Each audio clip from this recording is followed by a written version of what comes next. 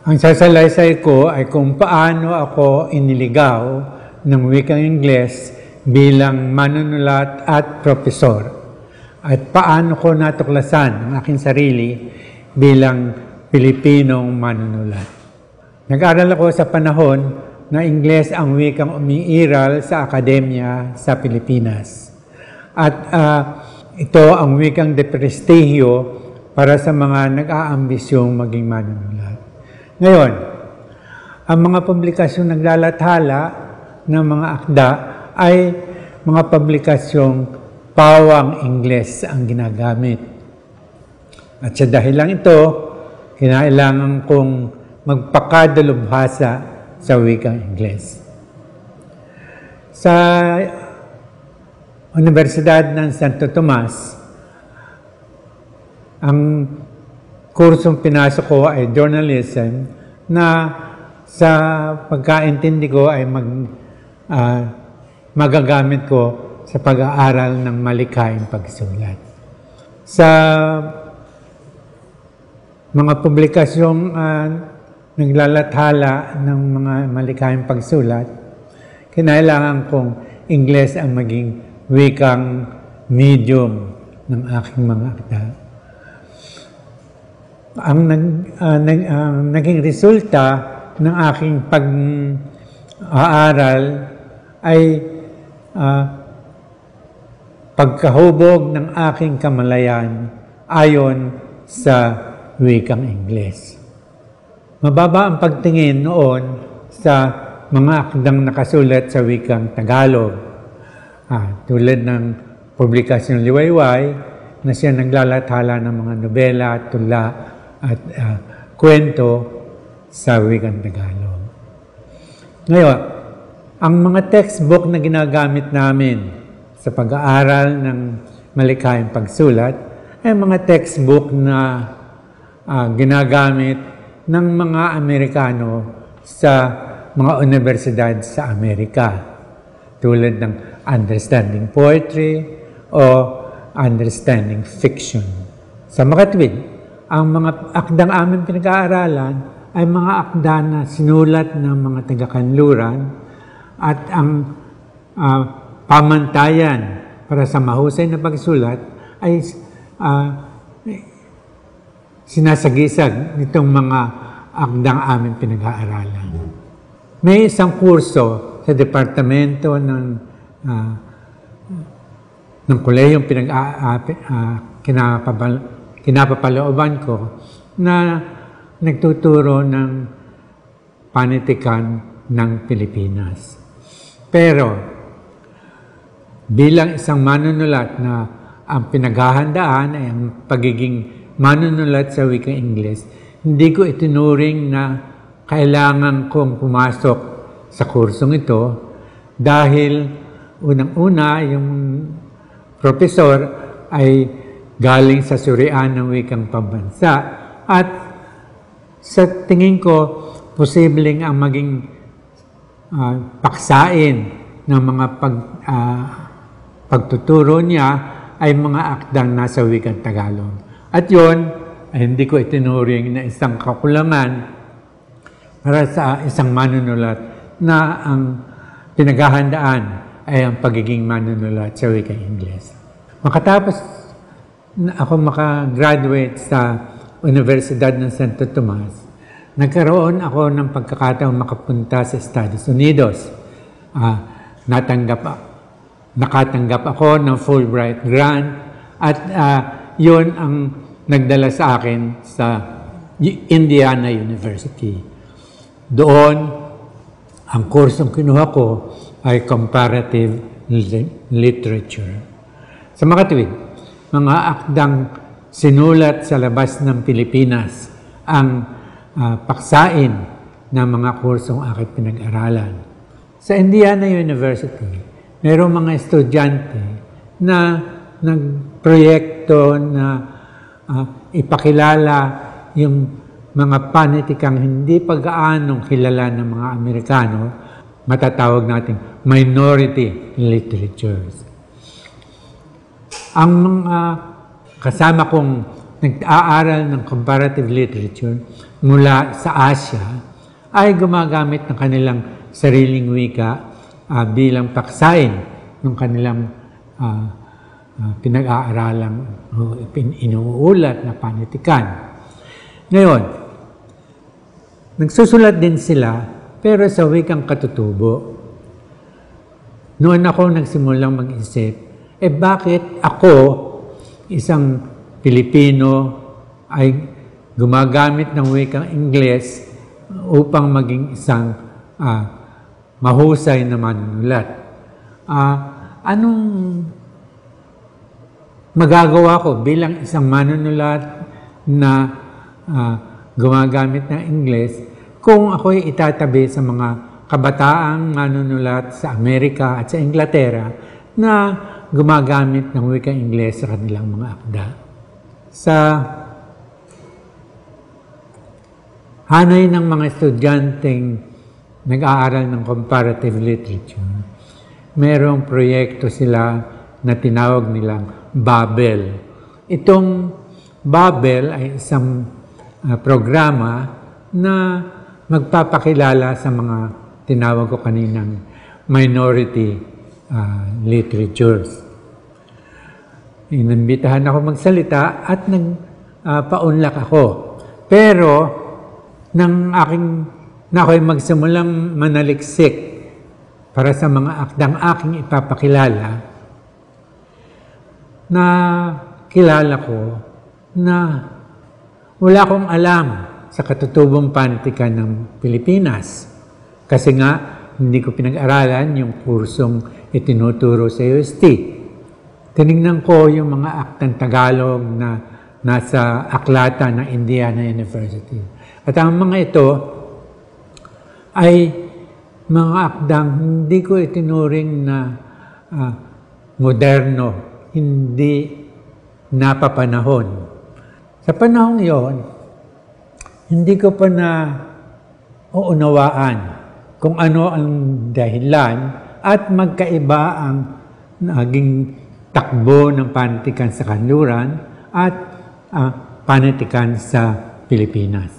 Saka ko pa lamang ito malalaman kapag ako'y napasok na sa pananaliksik sa Tulang Tagalog sa pagkatapos na ng aking panahon sa Estados Unidos.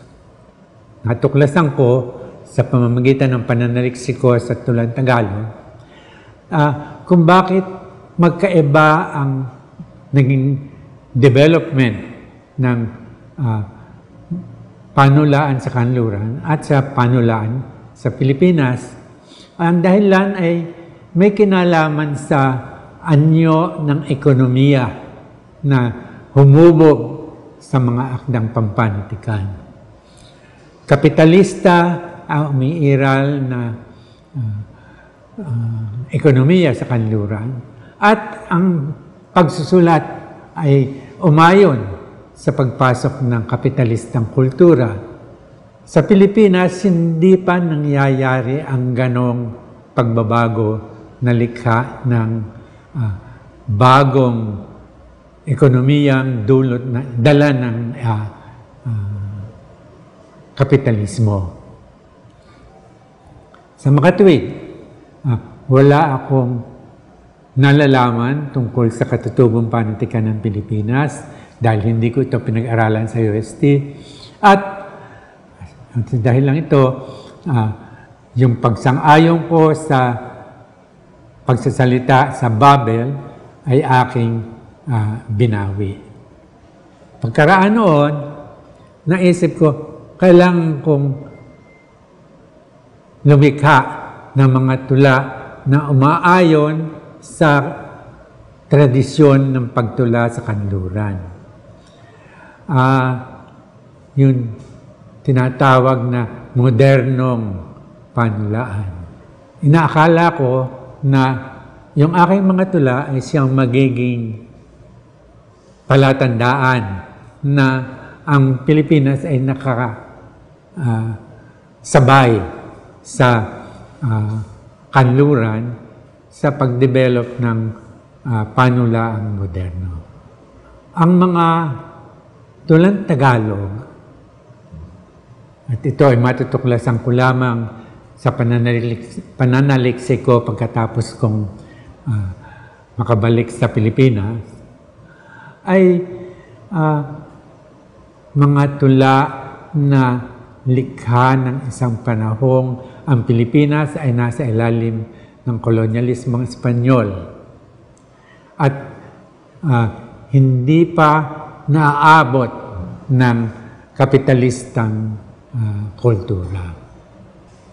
Ang aking sinusulat na mga tula sa panahong ito ay yung mga tula na sa palagay ko ay sumasabay sa paglikha ng mga tulang moderno sa kanluran. Bilang isang PhD candidate, kailangan kong magharap ng thesis proposal sa dissertation committee ko. Ang aking napagpasayahang paksain ay yung mga nobela na lumalabas sa India sa wikang Ingles, tulad ng mga nobela ni R.K. Narayan at Kamala Markandaya. Mga Ingles na akda ng mga Indian. Sa palagay ko, magagamit ko yung aking natutuhan sa kritisismong ginagamit sa Indiana University sa pagsusuri sa mga akda ng mga Indian. At ang iniharap kong paksain ay Indian fiction in English. Bala ko na sa pagdisertasyon na ito, pag-aaralan ko yung mga nobelang Ingles sa India at sa ganung paraan ay yung aking disertasyon ay pakikinabangan hindi lamang ng mga Filipino, kundi lalo't higit ng mga scholar na taga-kanluran. Sa panahong ito, dumating sa Indiana University ang ilang mga estudyanteng Pilipino na kagagaling lamang sa Pilipinas. Ang isa sa kanila ay nagtanong sa akin, anong iyong susulatin bilang disertasyon? At sinabi ko, Indian fiction in English. Napatanga yung kausap ko. Tanong niya, bakit hindi tungkol sa panitikan ng Pilipinas? Siyempre, wala akong maisagot sa kanya. Pero, natiim sa isipan ko na kailangan ang aking disertasyon ay tungkol sa panitikan ng Pilipinas. Noon ko napagkuro na yung palang aking pag-aaral ng comparative literature ay dapat may kaugnayan sa nangyayari sa Pilipinas.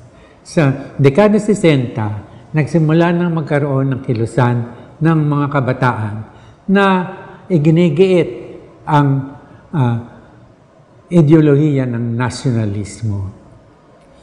Namalayan ko noon na kailangan palang ang aking pag-aaral ay hindi lamang para sa aking sarili, kundi para sa aking mga kababayan. At ano naman ang kanilang makukuha kung ang aking tatalakayin ay panitikang Ingles. Ang higit na nakararaming mga Pilipino ay sa wikang katutubo tulad ng Tagalog, makakakuha ng pagkaunawa tungkol sa panitikan. Hindi natuloy yung aking panayam sa Babel at ngayon nagsisimula na akong magsulat sa wikang Tagalog. Kailangan ko magharap ng bagong paksain sa dissertation committee ko. At yung aking bagong paksain ay ang kasaysayan ng tulang Tagalog mula nung unang panahon hanggang sa kasalukuyan. Isang malaking proyekto ito na hindi ko kaagad na naunawaan na maraming problemang kailangan kong lutasin upang malikha ang isang kasaysayan ng Tulan Tagalog. Sa pananaliksik ko sa kasaysayan ng Tulan Tagalog, nagsimulang mabuo sa aking isipan na yung palang ekonomiya ng isang bansa ay may kinalaman sa paglikha ng panitikan. At yung kolonyal na pinanggalingan ng tradisyon sa Tulan Tagalog ay taliwas sa kapitalistang kultura na umiiral sa kanluran. Dito ko natuklasan na bilang isang Pilipino, kailangan kong unawain ang ugnayan ng ekonomiya sa panitikang nalilikha ng mga katulad kong manunulat. Maraming salamat.